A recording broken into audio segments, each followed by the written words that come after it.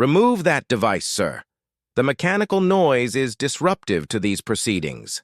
Judge Patricia Hendricks' voice cut through Courtroom 4B like a blade through silk. Sharp, cold, final. The old man sitting in the witness chair didn't move immediately. His weathered hands gripped the arms of the chair, and the soft click-thunk of his prosthetic leg had indeed been audible as he'd walked to the stand. On his chest, pinned with military precision above his heart, a star-shaped medal caught the harsh fluorescent light. People in the gallery shifted uncomfortably. Some lawyers exchanged glances. A court reporter paused, fingers hovering over keys.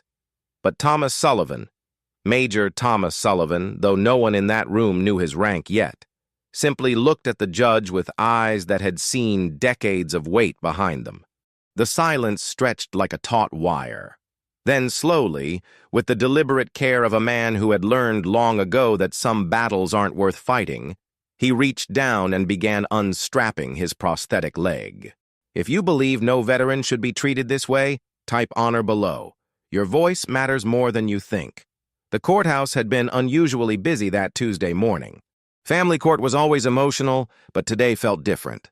Word had spread quietly through the legal community, not through official channels, but through whispers in courthouse corridors, that a decorated veteran was fighting for custody of his granddaughter. Thomas Sullivan had arrived early, as was his habit. 74 years old, he moved with the measured precision of someone who had learned to navigate the world with one natural leg and one titanium replacement. The prosthetic was a marvel of engineering, military grade, designed for men who refused to let war take more than it already had. But it made noise, a soft mechanical sound with each step, the sound of adaptation, the sound of survival. He wore his dress uniform, not because he had to, but because this mattered. The dark blue fabric was pressed to perfection, the brass buttons polished until they gleamed. And there, positioned exactly where regulations dictated, hung his decorations. Among them, unmistakably, sat the Medal of Honor, a light blue ribbon supporting a 5-pointed star surrounded by a wreath of green laurel. Most people had never seen one in person. Most never would. The courtroom filled slowly. His daughter-in-law's lawyers, expensive suits and briefcases full of arguments about why a disabled grandfather couldn't properly care for an 8-year-old girl. Social workers with clipboards and concerns. Family members choosing sides in a war that shouldn't exist. But Thomas wasn't thinking about the lawyers or the arguments. He was thinking about Sarah, his granddaughter, his son's daughter, the little girl who called his prosthetic leg Grandpa's robot foot, and who had drawn pictures of them fishing together, stick figures holding hands by a blue crayon lake. His son Michael had died 18 months ago. Car accident on a rainy Thursday night. Sarah's mother had remarried quickly, too quickly, Thomas thought, and now her new husband wanted to move the family to California. Wanted to start fresh. Wanted to leave the old veteran and his traumatic war stories behind. The judge entered precisely at 9 a.m. The Honorable Patricia Hendricks, appointed to the bench 3 years prior, daughter of 2 corporate lawyers, graduate of Yale Law. She had never served, never worn a uniform, never understood that some noises, like the mechanical whisper of a prosthetic leg, weren't disruptions but symphonies of courage.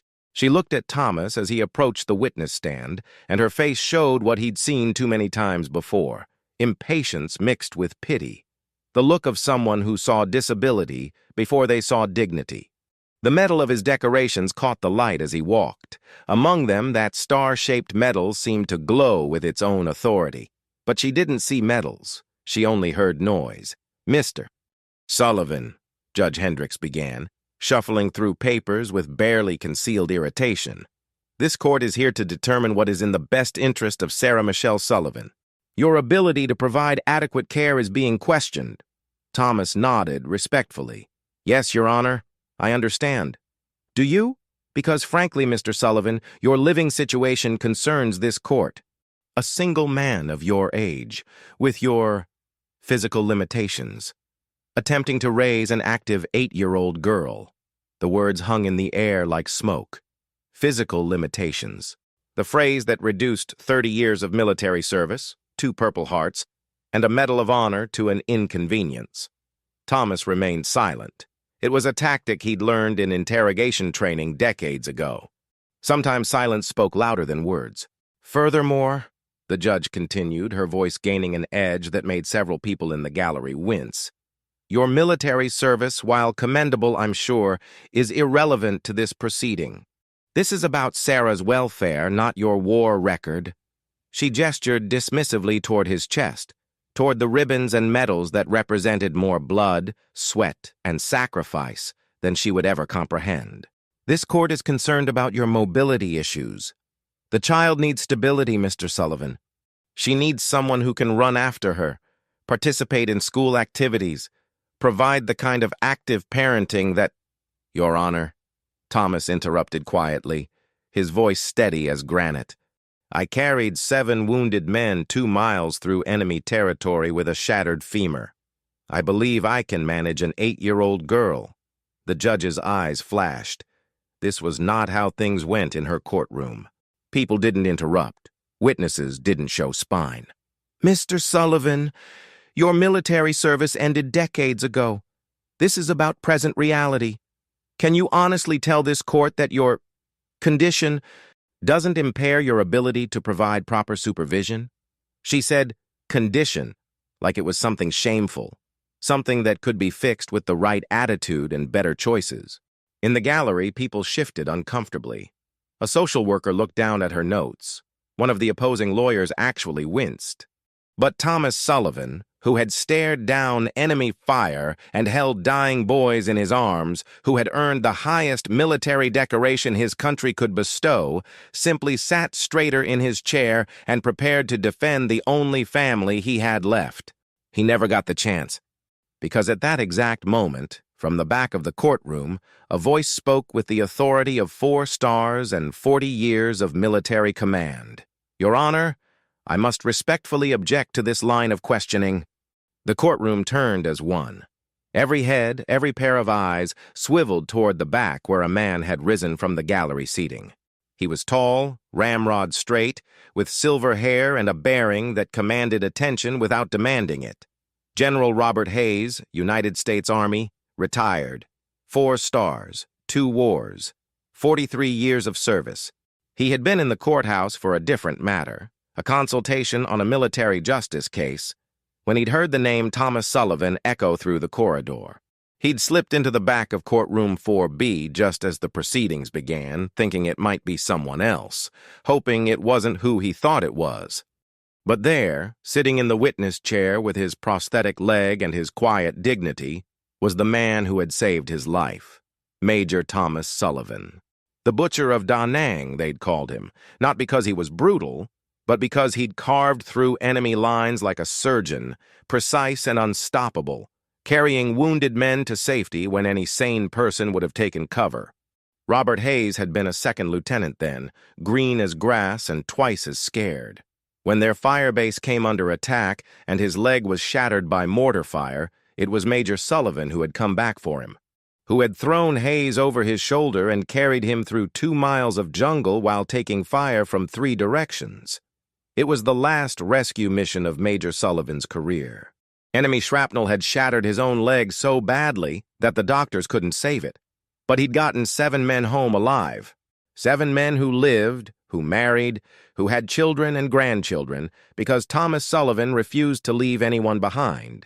And now he was sitting in a courtroom being told his sacrifice made him unfit to care for a little girl. The general looked at the judge, then at Thomas, then at the medal hanging on that old soldier's chest. The Medal of Honor, the same one Robert Hayes had recommended him for 36 years ago. The same one he'd pinned on Thomas's chest at Walter Reed Medical Center while Thomas was still learning to walk again. He had remained silent through the questioning, growing more appalled with each word. But when Judge Hendricks called Thomas Sullivan's service irrelevant, when she treated his sacrifice like a disability to overcome rather than a badge of honor to respect, Robert Hayes knew he couldn't stay quiet any longer. Some things were more important than proper courtroom procedure. Some men were too important to watch being diminished. Judge Hendricks looked annoyed at the interruption. "Sir, unless you are counsel in this matter, you cannot—" "Your Honor," General Hayes said, stepping forward with measured authority. "I am General Robert Hayes, United States Army, retired. I am not counsel in this matter, but I am a witness to character, and I must speak." He walked down the center aisle, his dress uniform immaculate, his chest decorated with ribbons that told the story of 4 decades defending his country. As he moved, something in the atmosphere shifted. The air itself seemed to straighten, to salute. Thomas Sullivan's eyes widened. "Bobby," he whispered, though his voice carried in the sudden silence. "Bobby Hayes?" "Hello, Tom." The judge looked between them, confused and increasingly irritated. "General, I appreciate your service, but this is a custody hearing. Unless you have relevant testimony about Mr. Sullivan's ability to care for his granddaughter—" "Your Honor," the general said, his voice carrying the kind of quiet authority that had commanded divisions.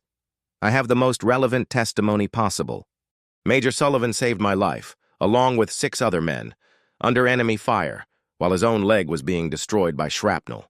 He stopped directly in front of the witness stand and looked at Thomas with eyes that held 36 years of gratitude. Tom Sullivan didn't just serve his country. He embodied it. When our firebase at Da Nang came under attack in 1987, when most men would have sought cover, Major Sullivan ran toward the enemy. Not once, not twice, 7 times. He carried 7 wounded soldiers through 2 miles of jungle while taking automatic weapons fire from 3 directions. The general turned to face the judge, and his voice took on the steel that had once addressed Congress and presidents. The last man he carried was me. A scared second lieutenant with a shattered leg and no hope of making it home. Major Sullivan threw me over his shoulder and ran through hell itself to get me to that extraction point. Enemy fire tore his leg apart in the process. Cost him his military career, cost him the use of his natural leg, but he got us all home. The courtroom was absolutely silent. Not even breathing could be heard. "Your Honor, that medal on Major Sullivan's chest isn't just decoration. It's the Medal of Honor, the highest military decoration our nation can bestow. It's awarded for conspicuous gallantry and intrepidity at the risk of life above and beyond the call of duty. Tom Sullivan earned it by refusing to let good men die when he had the power to save them."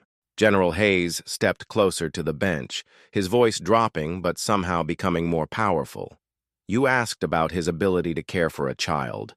Your Honor, this man cared for 7 grown soldiers when caring meant running into machine gun fire. He cared for me when caring meant sacrificing his own body to save mine. He has spent his entire life caring for people, even when it cost him everything." The general looked back at Thomas, then at the prosthetic leg, then back at the judge. "That mechanical sound you find disruptive? That's the sound of heroism. That's the sound of a man who gave his leg so that 7 others could keep theirs. That's the sound of sacrifice walking among us." He straightened to his full height.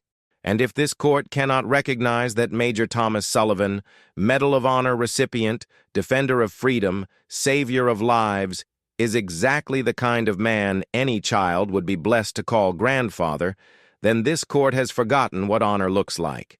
The entire gallery rose to their feet, not in protest, not in demonstration, but in respect.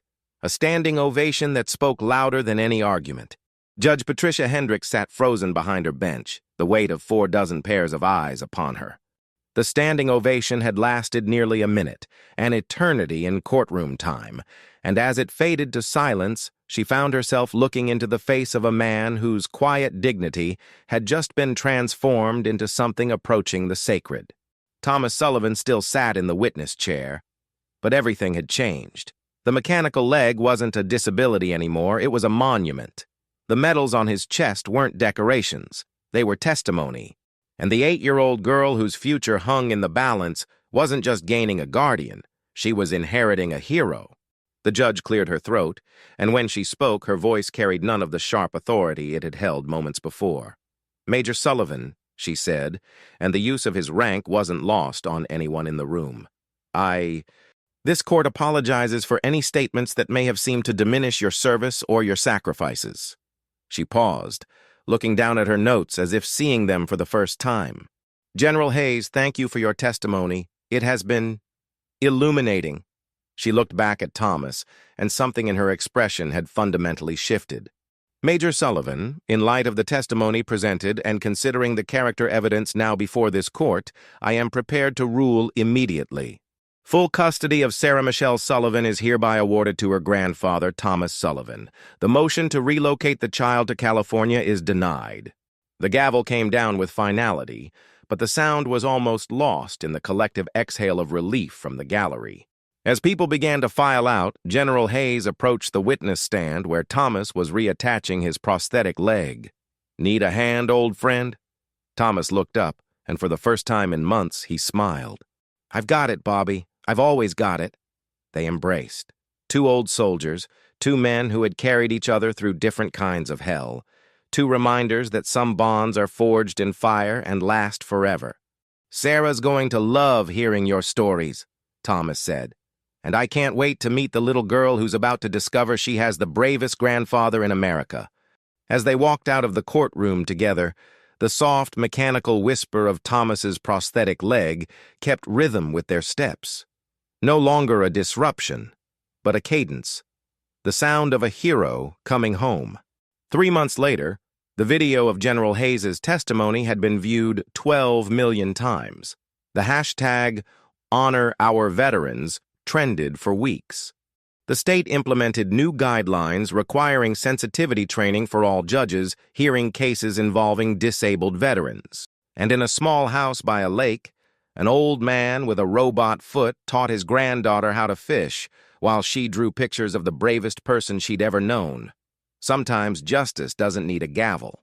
Sometimes it just needs someone brave enough to stand up and speak the truth. If this story touched you as much as it touched me while researching it, consider supporting this work. Each story takes hours to be treated with the respect these heroes deserve. Buy Me a Coffee link is pinned in the first comment, and if you haven't subscribed yet, please do it now. We have more stories that need to be told.